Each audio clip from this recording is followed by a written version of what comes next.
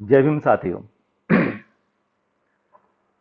अभी अभी हमने महात्मा फुले जी की जयंती को बहुत उत्साह से मनाया और अभी हम बाबा साहब आम्बेडकर की जयंती को आज मनाने वाले हैं। यह हमारे जीवन में बहुत ही विलक्षण और बहुत ही आनंद भरा ऐसा समय है जब हम बाबा साहब की जयंती को मना रहे हैं। मुझे 2 या 3 मिनट का ही समय दिया गया है और उस समय में मुझे बाबा साहब के बारे में चंद बातें कहनी है।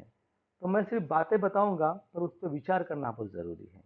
पहली बात ऐसी है कि दुनिया की सबसे बड़ी ऐसी लोकतांत्रिक जो संविधान है वो बाबा साहब ने भारत को दिया है। तो ये भारतीयों के लिए बहुत ही महत्वपूर्ण बात है।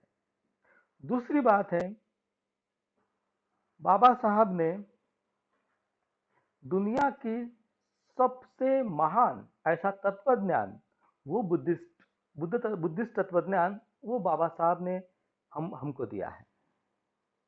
और तीसरी महत्वपूर्ण बात, वह मानना बहुत ही जरूरी है, जो जानना बहुत ही जरूरी है, जब 1954 में ने बाबा साहब को बोधिसत्व करके नवाजा था।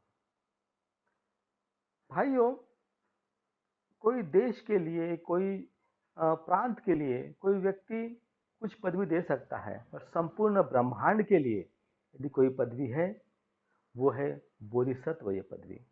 और ये पदवी बहुत चंद लोगों को ही मिलती है जो अपने जीवन में जीकर दूसरों को जीवन में आनंदित करने का प्रयास करते हैं।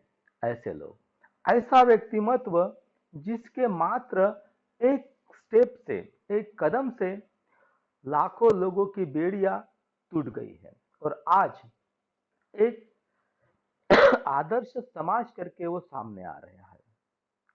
तो बाबा साहब के जयंती के उपलक्ष्य में मैं ज्यादा न कहते हुए इसी बातों को हमें सोचने के लिए मैं छोड़ता हूं कि क्यों इतना महत्तम संविधान हमारे पास में है, कैसे हम बाबा साहब ने दिया हुआ तत्वज्ञान उसको हम जिए और कैसे हम बोधिसत्व बनने का प्रयास करें।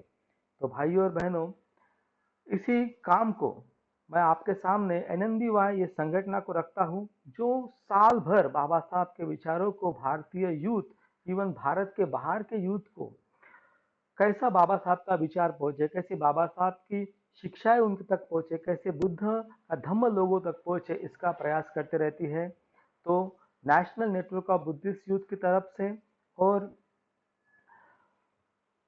अपने तरफ से मैं आप सबको बाबा साहब की जयंती की शुभकामनाएं देता हूं।